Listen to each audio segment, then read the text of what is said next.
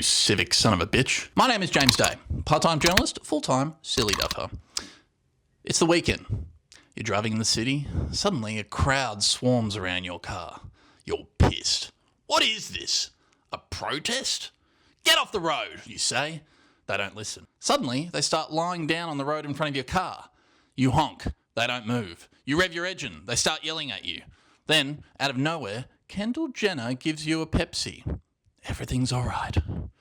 Unfortunately, it's not always so easy to get a supermodel on site to de-escalate tensions. Plus, I'm not entirely sure it even works. But over the last few months, I've been wondering, what even is the point of a protest? I mean, do they even work? There's loads of protests on right now, from local to international issues. There seems to be an endless catalogue of rallies filling up the calendar. And while some may argue they can be a nuisance, it turns out they serve a vital function of any healthy democracy. But they can be tricky. Last Monday, I attended the protest outside Sydney's town hall against the Israeli President Isaac Herzog's visit to Australia.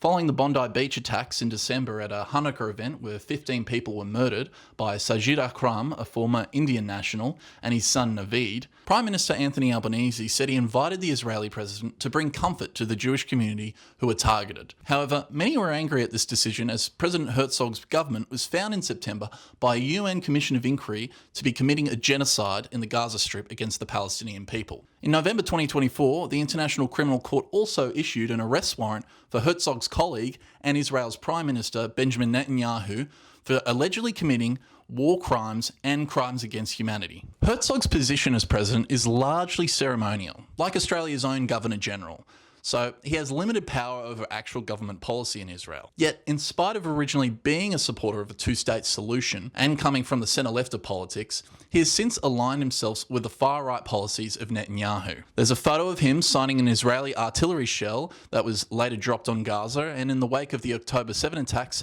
he made comments that a UN Commission of Inquiry said did not expressly call for the genocide of Palestinians in Gaza, but may reasonably be interpreted as incitement. So, when last Monday night's protest came to a head, things were tense, but from my experience, largely peaceful. Outside Sydney's town hall, protesters gathered from all different walks of life, old and young, Jewish and Muslim. It was a truly diverse crowd. After a number of speeches, the crowd began to move towards the CBD, where they were confronted by several lines of police barricading their planned route to New South Wales Parliament.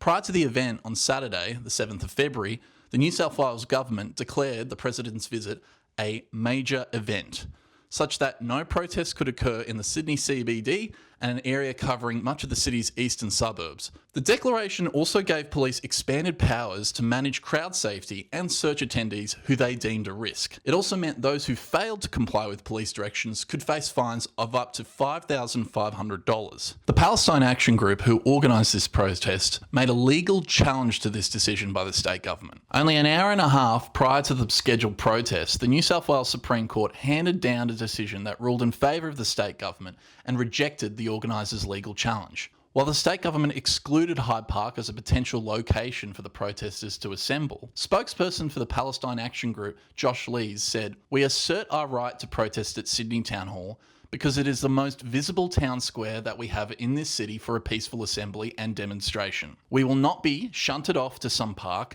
out of sight, out of mind, on a dark weeknight.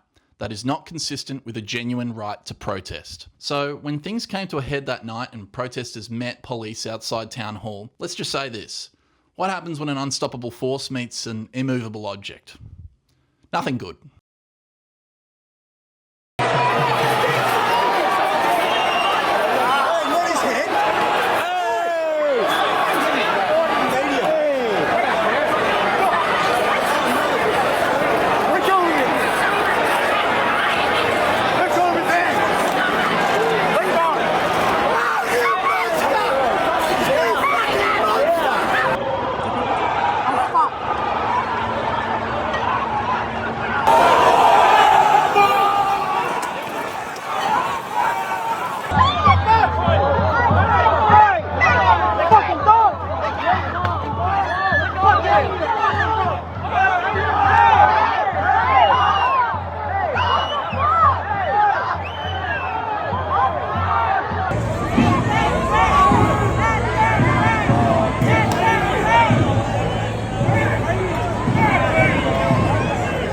Guys, what are you doing? What are you doing?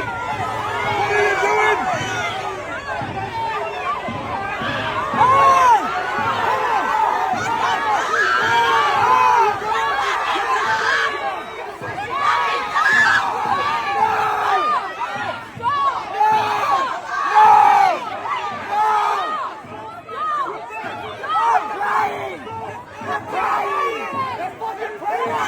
you doing?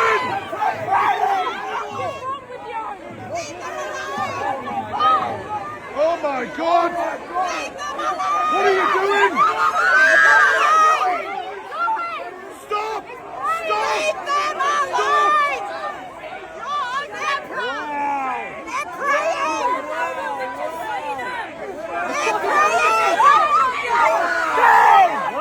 Now, there's a lot that happened that night, which raises some important questions about the right to assemble in this country. Over the last decade, there's been a worrying trend of state and federal governments rolling back the laws granting citizens the right to protest. Agree or disagree with the issues in focus, your ability to protest is vitally important to democracy, and according to the Human Rights Law Centre, governments have been slowly taking that right away in every jurisdiction of Australia. To work out why this is happening and some of the questions posed by last Monday night, I spoke with Associate Professor Maria O'Sullivan, Deakin Law School. She's an expert in human rights law at Deakin University and has a particular interest in the right to assembly. So, without further ado, let's get to it. A lot of the time I talk to people who are frustrated, especially in Melbourne, with a lot of the protests going down, whether it's Extinction Rebellion or the Palestine protesters or even during the COVID lockdowns. And they go off and go, like, well, what's the point of protesting? Why are these people doing it? Does it even change anything? Could you give your take on what the point of a protest is?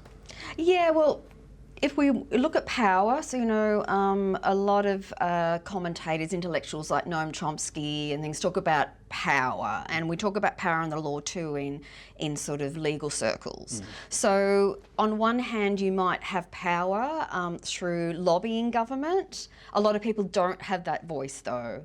So maybe people from migrant communities who may not have the connections, people from low socioeconomic conditions, etc. Not everyone is able to lobby government. So in my opinion, the powerful groups in society, like say for example the mining groups, have the resources to have a liaison officer whose sole job is to go to Parliament House and lobby for change and to lobby for their interests to be reflected.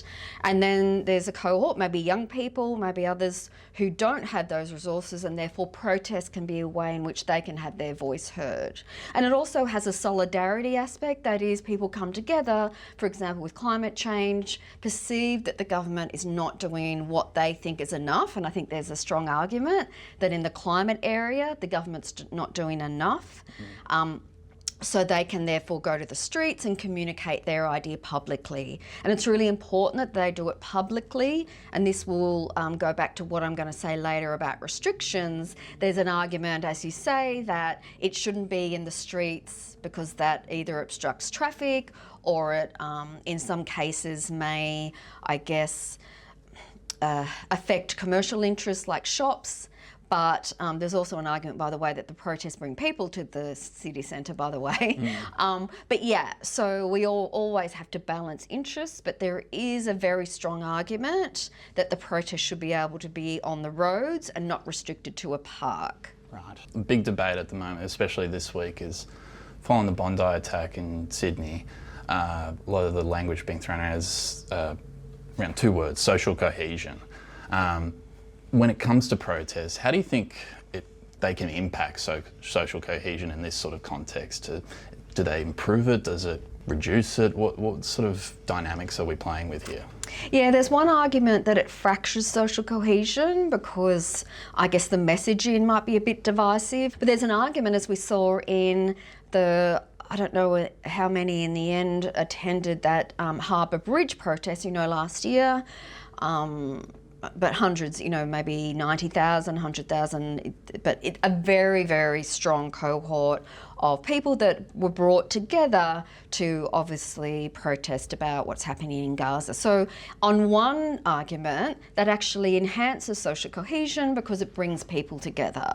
But yeah, there is an argument that protest fractures social cohesion. But to be honest, when we look at protests about the Vietnam War, about the apartheid regime, I could go on and on, there's always going to be a fracturing because there is a dispute as to whether for example, we should have been in the Vietnam War in the 70s or not. So I have a difficulty with that term social cohesion because there's always going to be some divisive issues that need to be ventilated. And it's best that they're ventilated public in a protest context rather than being sent underground, via Telegram and other, the dark web or whatever, where we can't see what's happening. What is the right to assembly in terms of the law here in Australia? So the right to protest. It's a great question because we don't have a Commonwealth Bill of Rights like America does. And of course, increasingly, I don't want to make a comparison to the United States. But, if we take Trump aside, one could probably say that the right to peaceful assembly there has been, and freedom of expression has always been strong. It's really hard to restrict freedom of expression in America. Like their defamation laws are pretty weak. So in Australia, we have what's called a common law right to peaceful assembly. And I don't want to go into all the technicalities, but basically over many decades, hundreds of years actually, and coming from English law, we actually imported English law, there's established judicial conceptions of the right to protest. So that just comes from judge-made law. And I say that because we don't have a Commonwealth Bill of Rights and we don't have a Bill of Rights in New South Wales. So we do have statutory charters of human rights in the ACT, in Queensland and in Victoria. So that, if you like, gives statutory protection of the right to protest. By that I mean it's then in a charter. Now it's again not exactly the same as the United States of America, where you can go to court and argue it directly. So that's one thing. We don't have this statutory codification in a state like New South Wales. That can also affect the culture, the policing culture, because as we saw in New South Wales, we had problems on Monday night, but we've had problems with the Herzog visit in the way the police dealt with that. And so arguably in Victoria, where I'm speaking, the Victorian Charter of Human Rights has an effect on police culture. So, yeah, we have the right to protest. It's differently approached in states and territories in Australia, but no matter whether you have a Charter of Human Rights in your jurisdiction, there's always what we call the judge-made conception of the right to protest, which you will always have. The only exception to that was COVID. That's where we had a state of emergency, which meant that you couldn't protest. I mean, you could, but you'd be subject to a fine. Right.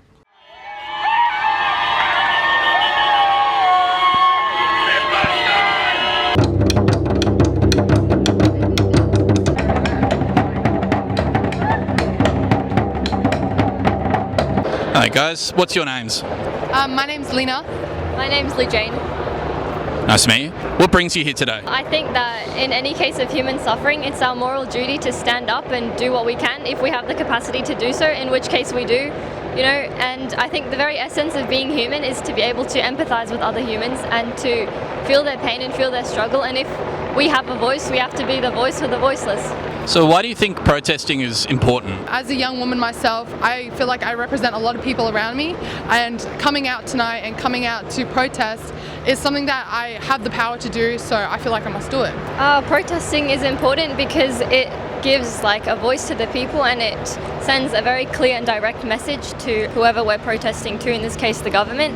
And I think that it's really important to get our message across in any way that we can, and if protest is how we do it, then so be it. And do you think events like this are effective at bringing about change? I think it shapes how governments and people in power view the people as a whole. I think it kind of impacts future decisions, and it takes into account that the people aren't happy with the decisions they make or the decisions that they will make in the future. I think that protests are effective. To some extent, yes, I think protests are effective because they can also, apart from just sending a message to whoever's in charge, it can also open, the general public's eyes to what is happening. They'll be like, oh, why are people protesting? And then they might feel inspired to go and do their research about it. And the more people we can bring to our side to join our cause, that's the best way to go about bringing change. You referenced before the phrase from the river to the sea, which in Queensland has now been banned Yes. as hate speech. Yeah. And there's also a lot of anger about the phrase globalise the Intifada. Yes. What can you tell us about those sorts of phrases and how they do that? Do you think they incite the same sort of racial hatred that we're speaking about here? It's a difficult one because most lawyers would say it's best to use general law and apply it to a specific scenario. By that I mean we've got hate speech laws, increasingly we're having more. And so say there's a law that says you shouldn't use words that incite hatred or violence. So you had that on the statute books, and then you have a court case and you decide, okay, and you might have expert witnesses, and that's how you adjudicate the matter, rather than having in legislation Globalising Intifada is banned or From the River to the Sea is banned. It has all sorts of complications legally, and it's very unusual to ban a particular slogan. We do have bans of particular slogans and imagery, and that's Nazi bans, but they're quite agreed upon things that historically are unwanted, and I think there's broad agreement that we don't want Nazi symbols in Australia. There is not broad agreement about From the River to the Sea and Globalise the Intifada, and that's because they're contested. They're contested because Intifada means uprising, so for Palestinians it means resistance against illegal occupation. For Jewish people or Israelis it means violence and war. So where we have anything that's contested, it's not ideal to ban those slogans, either legally or socially. And there is a concern, I think, in terms of social cohesion, that if you're banning an Arabic word, intifada, then that sends a bad message. It's a divisive message. That is, you are being targeted for your racial, religious or political view rather than because it's inciting violence. I think a lot of people have forgotten about a few months ago outside New South Wales Parliament there was a neo-Nazi rally. Yes. And there's been a lot more of those sorts of rallies in Brisbane, down here in Melbourne, around the country. I mean, people might look at that rally that was outside New South Wales Parliament and go, well, why weren't the pro-Palestine protesters able to be given the same right to protest there? Obviously, given the Major Events Act being used, we know that answer. But what did you think about that sort of protest outside New South Wales Parliament and the neo-Nazis that were present? I'm not quite sure of the slogans that were used at that rally, but were you aware of that sort of situation? I'm aware of that. They were skirting on the edge of hate speech in the language they used. I think they referred to the Jewish lobby. Now that is an anti-Semitic trope, but when I say skirting, there's a particular test for hate speech. Look, there was an argument, and I am still on social media, and so a lot of people said, well, why were they not dispersed? Because they did actually get authorisation, by the way, under this Form 1 to have the protest. So I would say legally it was perhaps difficult to do it because it was static. When I say static, I mean in the the example of New South Wales, they were just at Parliament House, and I believe they didn't move elsewhere.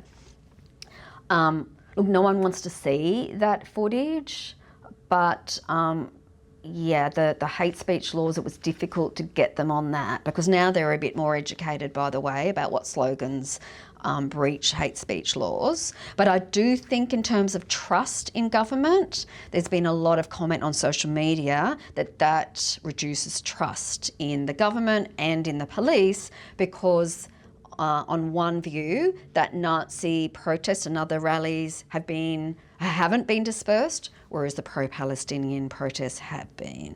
So there's a legal question and then also a perception issue and a trust issue.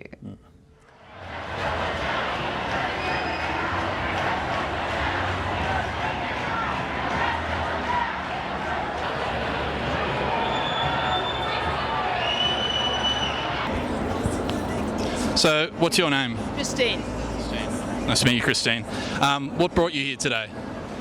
Oh, I've been coming to rallies for 2 years now, almost every week, to protest against the genocide in Gaza. And what did you think of the extra police powers that were given to the New South Wales Police today? Well, ridiculous, completely unnecessary, not justified by anything that's gone before. Yeah, a waste of taxpayers' money. Have you seen anything like that in the past, at any previous protests that you've attended? There's always more police at our rallies than are needed, and they look bored, nothing happens. They're peaceful, they're legal, nothing ever happens. So I don't know why taxpayers' money is being wasted. Is this the first major protest you've attended in terms of not just the Palestine, but in past, have you attended other sort of issue-focused rallies as a student, perhaps?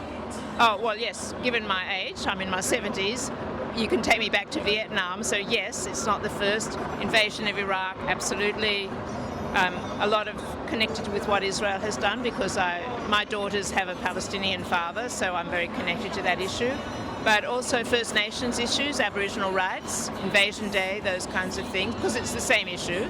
Colonisation, dispossession, massacres, exactly the same issue.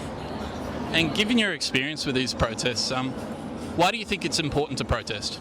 There's a number of reasons. The first one is you can't just sit at home and do nothing. I mean, you write letters to your Member of Parliament and do all the normal democratic procedures, but they don't have any effect. You just get some standard form letter in response. Second thing is, particularly with the Palestinian issue, it's showing solidarity and support for a community whose relatives are being slaughtered in the Middle East. Thirdly, it's an outlet for people who are very angry and very frustrated, and it's a democratic way for them to express their feelings without turning to violence in some other form. So there's a number of reasons. And do you think they're effective? Well, as I said before, I don't think they're necessarily effective, depending partly on how it gets covered by the media, because it's often misrepresented in the media, as those of us who have been there regularly can testify. And I'll say one thing that's very important, and that's with the Palestine issue particularly. There's been a newly forged solidarity with Aboriginal and Torres Strait Islander people who are experiencing and have experienced the same issues of genocide and racism, and they've come together in a way which I think is really important, and that we'll see more of in the years to come. What sort of legal principles did the New South Wales Supreme Court rely on in using the Major Events Act this week, and what did those expanded police protests actually involve? Yeah, it's a great question, because usually a Major Events Act, so this is to cover things like the Olympics and ASEAN summits and so forth. So predominantly sporting events, but sometimes cultural events, and then occasionally sort of a ASEAN meeting, that is, a head of state sort of regional meeting typically. So it's unusual to have it for a visiting dignitary. Now, there was an argument that it had to be a ticketed event. In Victoria, by the way, our Major Events Act is limited to ticketed events like the Olympics, like the Australian Open, etc. That was, I think, a difficult argument to make, but basically what they argued in New South Wales in this challenge was that it wasn't an event under the Major Event Act because it was a political event and it involved the Israel President, which is not a major event. So basically a misuse of that legislation. And then they said that there was an improper purpose. The real purpose for using that Major Events Act to allow the police to have extraordinary powers that normally they wouldn't have was for the suppression of protest. And that was really important because there was a clause, or there is a clause in the Major Events Act in New South Wales which says it cannot be used for protest, absolutely cannot be. Now, the first difficulty was there was no evidence that that improper purpose was the major purpose. That is, the New South Wales government was using it to suppress protest. So that's always a difficulty when you're trying to show that someone's acted improperly. They're not, obviously the New South Wales government, or in this case the minister's not going to come out and say, actually, I'm trying to use this to suppress protest. And then the other issue is a very technical issue of statutory interpretation. And the judge in that case interpreted broadly, saying an event can be used, or the Major Events Act can be used to deal with a visiting dignitary. And if one effect is that protest is restricted, that doesn't mean it's unlawful. From your point of view, the legal challenge that the Palestine Action Group brought to the Supreme Court, do you think it was rightly dealt with by the judge in charge and the way that result turned out? It's hard. That's a hard question to say because we don't have a Human Rights Act in New South Wales, and we don't have the same rights sort of, I guess, instrument that the US has, where you can directly say this impinges on my right to protest.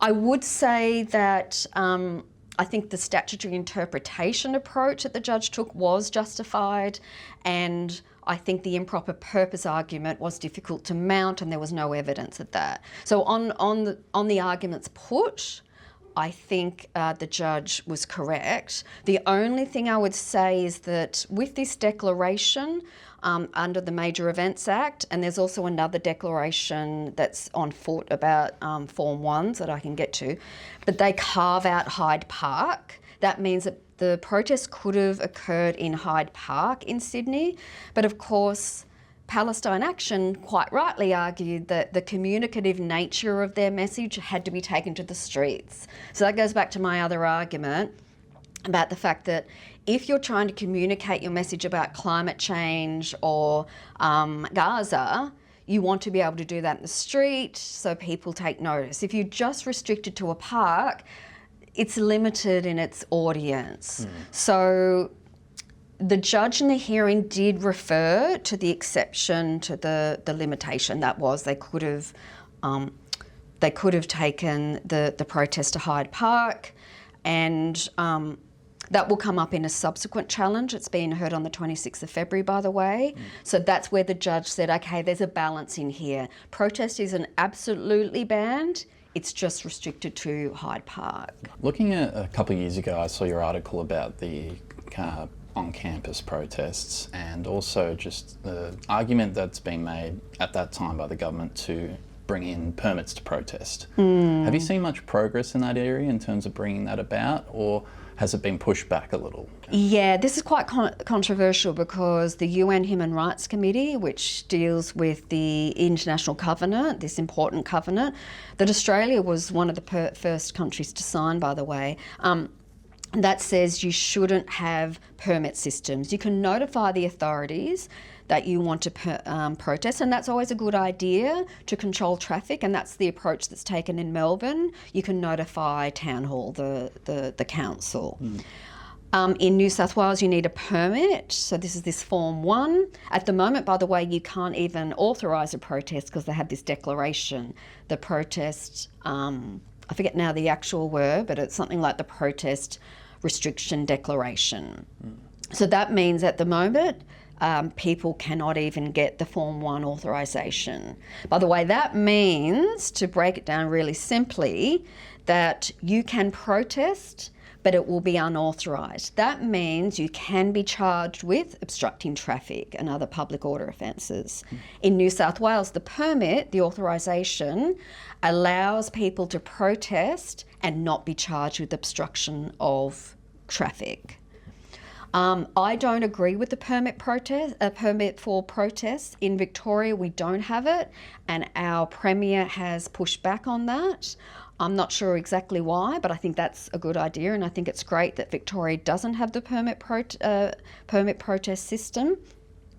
I would say in New South Wales, one of the disadvantages of that is that you have these 11th hour sort of challenges, these urgent challenges. So on Monday, the hearing started at 10 a.m, finished at 2 o'clock, and the judge had to make this very late decision at 4 o'clock.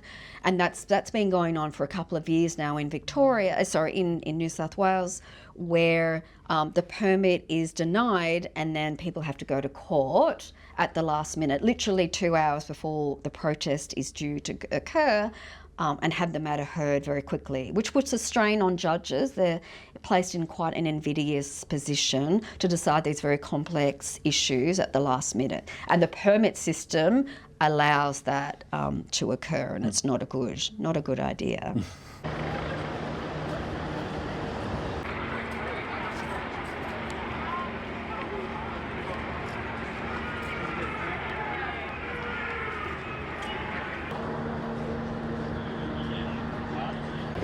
What's your name? Thomas. Nice to meet you, Thomas. You too, bro. Where did you just come from? Just Muay Thai training. Oh, lovely. Yeah. How was training today? Yeah, pretty good. That's good. Yeah. And you said you could hear the protest from all the way up at the training. Yeah, bro. So, it's pretty full on. Do you know what happened here? No idea. I missed it. I just, I saw the end of it. Yeah. What do you think of these protests today? Do you think they should have been allowed? Yeah, I think they should be, for sure, yeah. And how effective do you think they are? I think there's a place for it, for sure. It definitely does, make some noise. I'm not sure if the government cares that much about it, though. When you've done protests in the past, how have they gone generally? Have they led to some outcomes? I've never really seen a difference, to be honest, man. Yeah, not that I can see personally, but... The situation over here, what do you think of it? Do you think the police should be involved and as forceful as they have been? I feel bad for him, to be honest, man, but not really much anyone can do, eh? Did you know about the added police powers that were given today? Yeah, it's pretty crazy. I don't know how they're... I know they're able to search anyone wherever they are and give move-alongs in the city. It's pretty crazy. Yeah, that's extreme. You think it's a bit over the top? Yeah, for sure. That's like Nazi Germany stuff, man. It's crazy. Going back to what you were talking about before in terms of the way these laws affect the culture of police and the way they deal with these sorts of protests, could you kind of elaborate on that and talk about it in comparison to Victoria, which has a Human Rights Act? Yeah, so look, I don't want to take this argument too far because there are others who probably disagree, but on one argument, having the Victorian Charter of Human Rights doesn't just apply to courts. The courts obviously use it, but so for example, when we introduced something called public intoxication reform in Victoria last year, and that means police can no longer charge people with being drunk and disorderly. There's a health response. So that's where the charter comes in, because when police are trained in how to deal with either protest or drunk and disorderly or public order offences, they're trained to consider the Charter of Human Rights. So human rights are part of police training, and the police commissioner has to consider the charter when they make decisions. And actually that was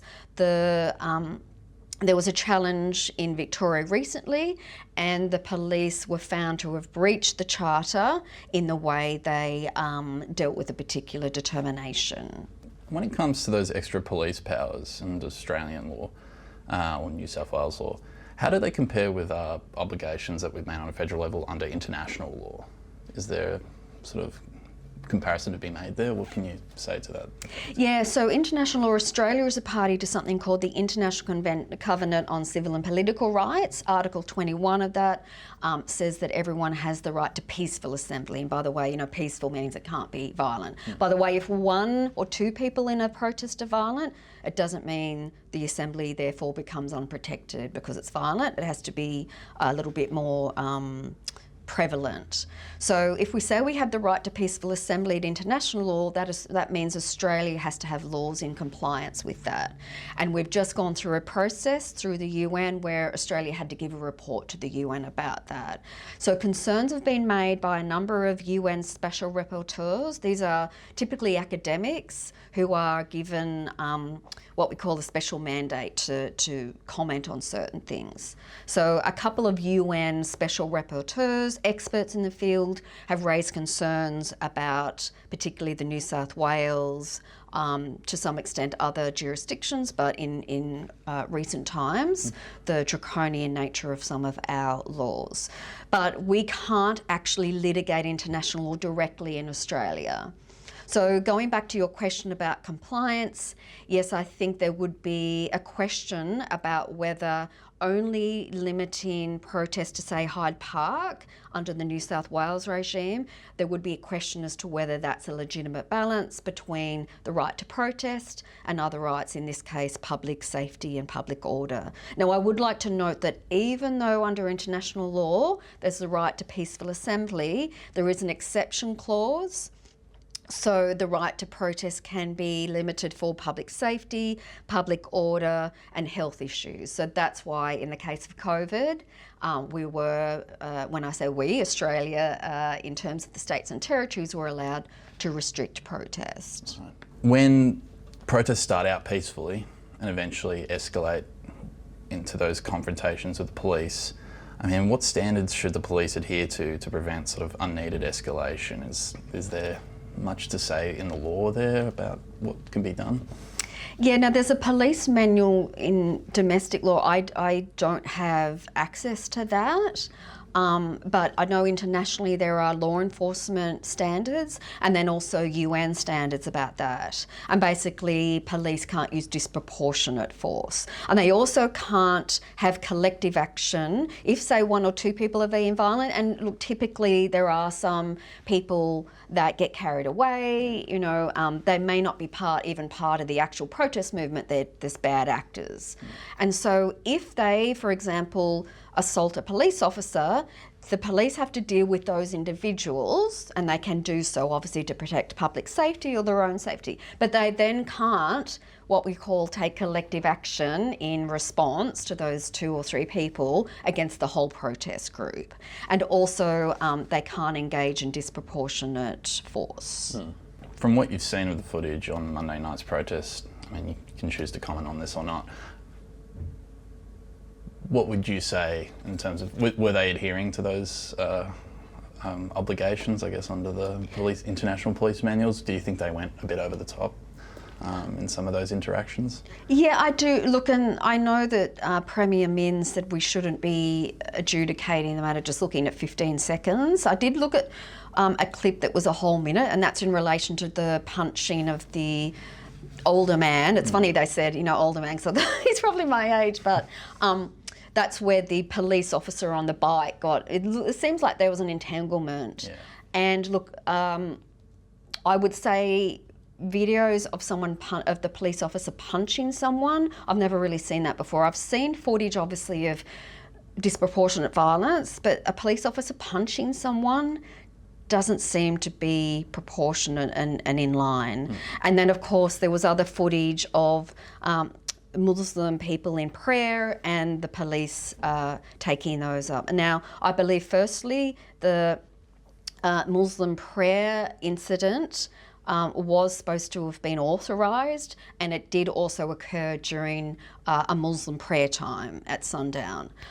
So I would say those 2 prima facie are of concern, but I believe it was announced today that's going to the Law Enforcement Commission, so that will be dealt with.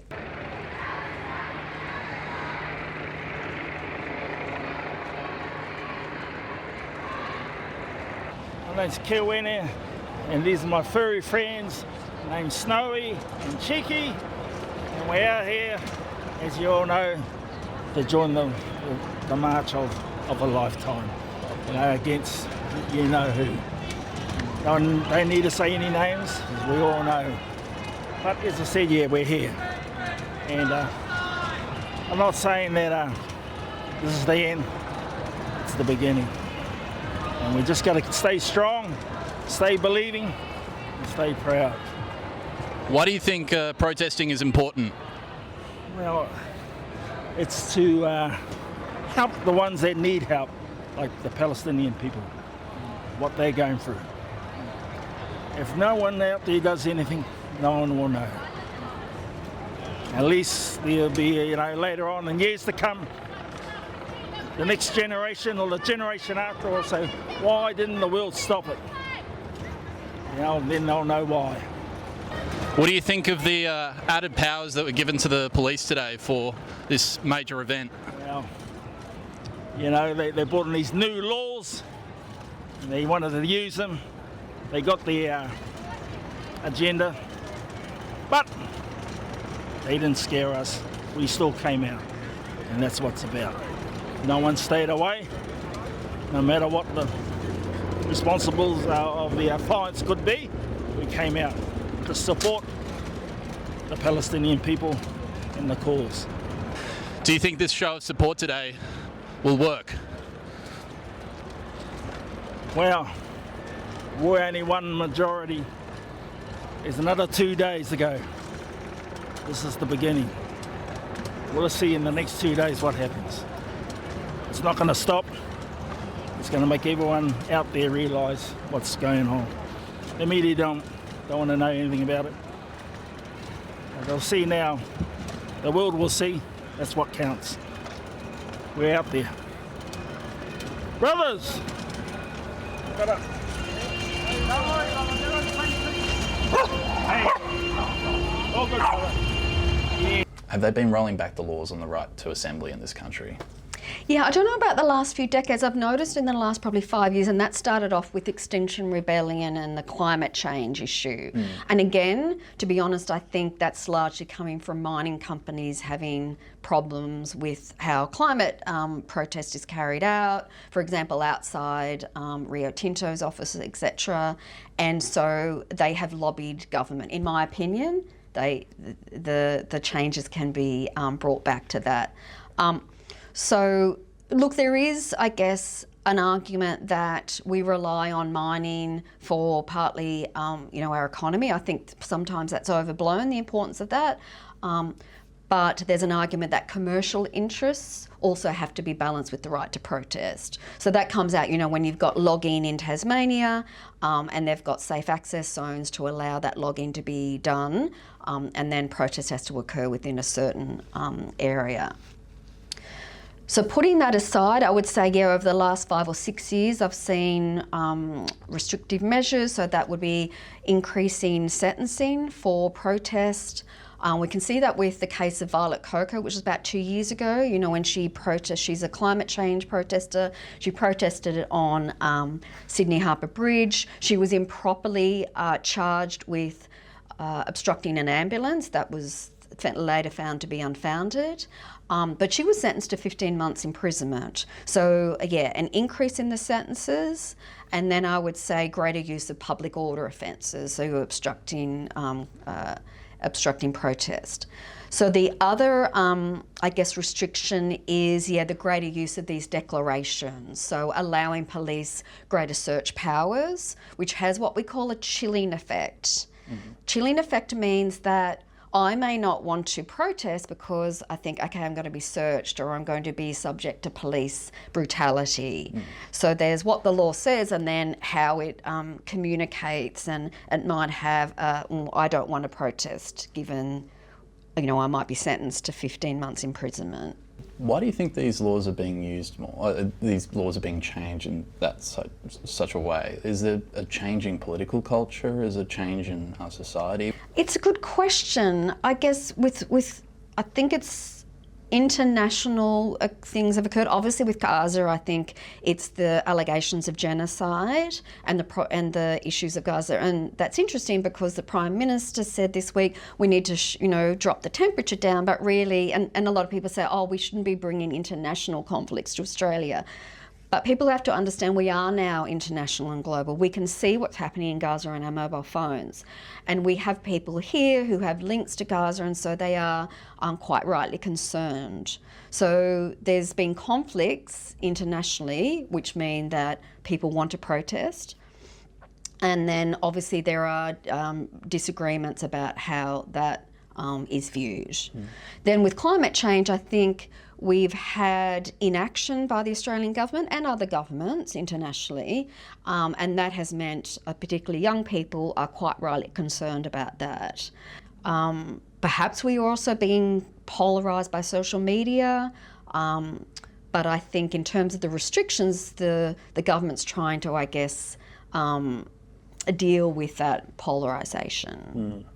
What do you think are some reforms that should be implemented into the Australian system on a state and federal level that would benefit the people in their ability to assemble and protest? I would probably say on a sort of big picture level, Commonwealth Bill of Rights or Charter, whatever you'd like to, Human Rights Act, and then in New South Wales and the other jurisdictions. There's a push, for example, to have a Bill of Rights or Charter in New South Wales and in South Australia. So that would be an important thing that, would aid culture of police and government departments. So a Bill of Rights or Charter. And then secondly, a rethink of the balancing between, say, commercial rights, mining rights and the right to protest. And that would mean a rethink of the permit system, say, in New South Wales. And then I think possibly, education about the importance of protest to democracy, that it's healthy to have protest, and that also, because of our globalised world, people are going to be protesting about international matters like Gaza. And it doesn't mean we're bringing the conflict to Australia, as some people argue. It's just a way of expressing concern about those international matters. Like, I'm not from Melbourne, but most of my family's from here, and I know you're a Victorian yourself. And as you said before, a lot of people make this argument, the international conflict shouldn't be brought here. But in many ways, especially in Melbourne, it's already here. There's quite a lot of tension in the suburbs, around Jewish suburbs, and the attacks on synagogues and attacks on mosques and vice versa. I mean, has that tension, what sort of laws do you think could ease that tension in a human rights perspective as a lawyer yourself? It's a wonderful question because obviously we don't want to have violence. I would probably say there needs to be a demarcation between protests, which I've observed many of the pro-Palestinian protests, and there's a lot of children and families and things. So, and then of course we had, as you say, very concerning, disturbing attacks on, say, a synagogue and mosques and so forth. I probably wanted just to differentiate that because I think there's bad actors who are doing that. And I know there's an argument that I don't personally agree with, but that the Bondi massacre was sort of aided or, contributed to by the protests, say the protests on the Harbour Bridge. I don't think that's the case. I think those lone actors were going to do that anyway.